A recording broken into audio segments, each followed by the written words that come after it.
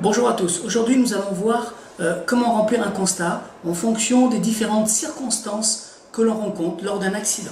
Les pièges à éviter, les croix à surtout ne pas cocher, sinon vous vous retrouverez responsable à 100%. Lors d'un accident, surtout restez calme. Prendre des photos au moment du choc et ensuite dégagez les véhicules, mettez-vous en sécurité pour remplir le constat.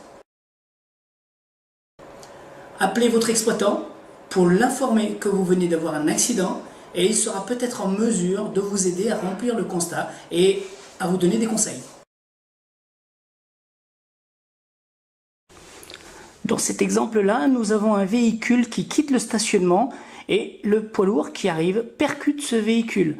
Donc pour la partie adverse, il faudra bien cocher sur le constat « quitter un stationnement ». Et l'autre partie, donc le poids lourd, ne cochera aucune case. Donc ici, nous avons un véhicule qui vient de quitter un stationnement, mais qui est déjà inséré dans la circulation. Le véhicule qui arrive derrière le percute. Sur le constat, il faudra bien que le véhicule qui a percuté l'autre véhicule coche la case numéro 8, heurté à l'arrière en roulant dans le même sens et sur une même file.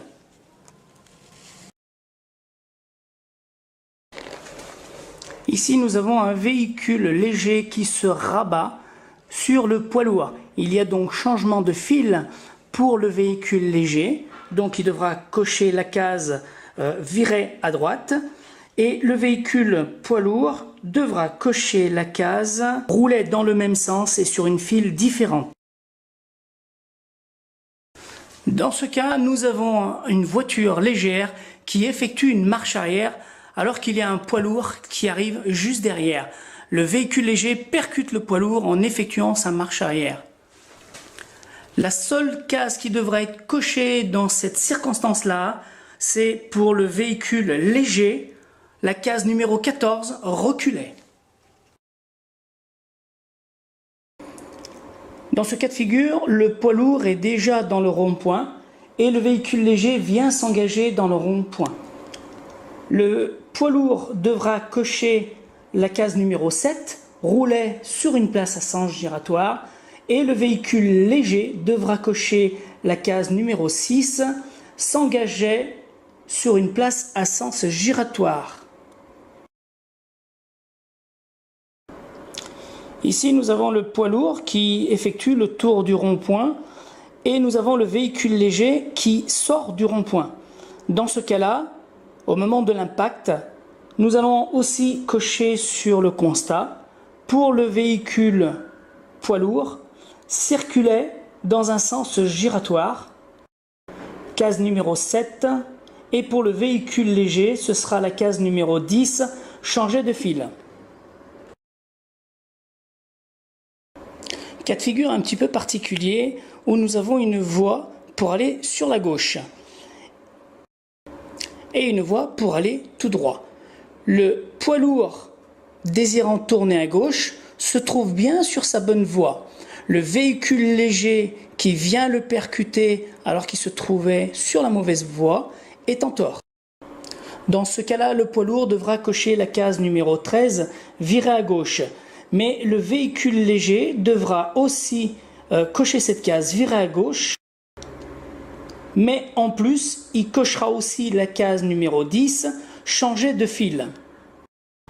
Ne pas oublier sur le constat de bien dessiner les lignes qui séparent les voies, le sens, les flèches, dans quelle direction vous alliez, le numéro des rues, le nom de la rue et la localisation exacte. Voici la reproduction exacte que vous allez devoir dessiner juste en bas du constat.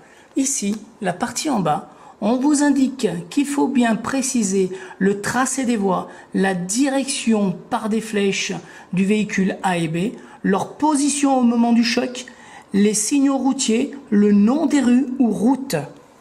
Dans l'exemple que nous avons vu, le véhicule A tournait à gauche et le véhicule B venait le percuter en changement de voie.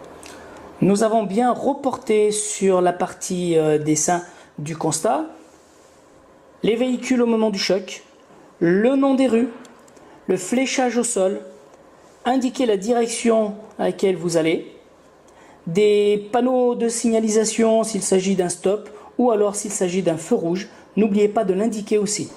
Vous remplissez tous les renseignements obligatoires, vous cochez les cases qui vous semblent les bonnes. La partie adverse en fait autant. Vous faites un croquis en bas du constat. Vous n'oubliez pas d'indiquer le point du choc. Les dégâts, ne vous improvisez pas expert. Marquez simplement choc avant droit, choc arrière gauche ou choc frontal, choc à l'arrière, etc., etc. Lorsque vous avez tout vérifié, bien indiqué la date, l'heure, l'endroit, s'il y a des témoins, s'il y a des blessés, vous avez bien coché les bonnes cases et que vous êtes d'accord avec la partie adverse, alors vous signez votre constat. Sinon, vous ne le signez pas. Vous partagez le constat en deux. Il y a un volet pour la partie A et un volet pour la partie B.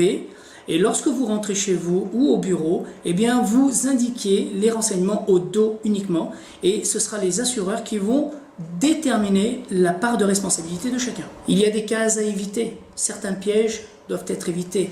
Sachez quand même que si vous virez à gauche ou virez à droite, vous êtes en tort à 100%.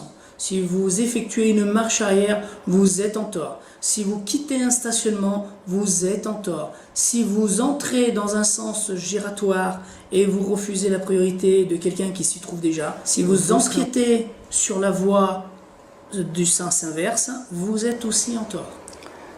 Dans cette circonstance, nous allons bien sûr reporter sur le constat le nom des rues, le marquage au sol, les flèches pour indiquer dans quel sens vous alliez.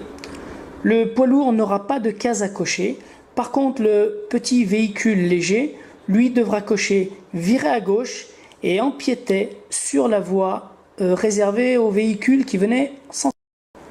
Donc, pour le véhicule léger, ce sera la case 13 et la case 15. Nous allons bien sûr remplir la date d'aujourd'hui, le 20/06/2017. Nous allons marquer l'heure exacte à laquelle est survenu l'accident. Il est exactement 15h25. Localisation, nous sommes bien sûr, le pays c'est en France. Le lieu exact, donc rue du Maréchal, 38 660 Saint-Quentin, Falavier. Y a-t-il des blessés? Non. Des dégâts matériels pour le véhicule autre que le véhicule A et B? Nous voyons ici, il n'y a pas d'autres véhicules impliqués, donc nous allons marquer bien sûr objet autre que des véhicules. Toujours pas, nous n'avons pas heurté de lampadaires, de feux rouges, de panneaux de signalisation, donc ce sera non. Y a-t-il eu des témoins? Dans la mesure du possible, si vous pouvez prendre des témoins, des piétons ou des gens qui sont là en voiture, prenez leur numéro de téléphone. C'est très important, cela pourra jouer en votre faveur au cas où la partie adverse, ici change d'exemple d'accident, nous avons le véhicule A qui est représenté par le poids lourd. Nous n'avons pas de case à cocher, donc nous allons marquer ici en bas 0. Pour le véhicule léger qui est venu percuter le poids lourd, donc ce véhicule venant d'en face virait à gauche, donc la case numéro 13. Il empiétait sur une voie réservée à la circulation à sens inverse, donc case numéro 15. Et en dessous, la dernière case nous sert à reproduire le nombre exact de cases qui ont été cochées. Donc en l'occurrence ici, nous en avons 2. Donc on indique 2 cases. Donc ici, nous allons bien sûr indiquer au moment du choc l'impact qui va se trouver ici. Et pour l'autre véhicule, l'impact va se trouver dans le sens opposé de notre camion, donc qui sera ici, exactement. On met une croix à l'impact. Ensuite, dans les dégâts apparents, nous allons indiquer choc avant, gauche, ou choc avant, tout simplement. Si vous avez des observations à rajouter ici en bas, n'hésitez pas, hein. Sachez quand même que si vous rajoutez par exemple le conducteur du véhicule B était au téléphone lorsqu'il m'a percuté, cela n'aura aucune valeur.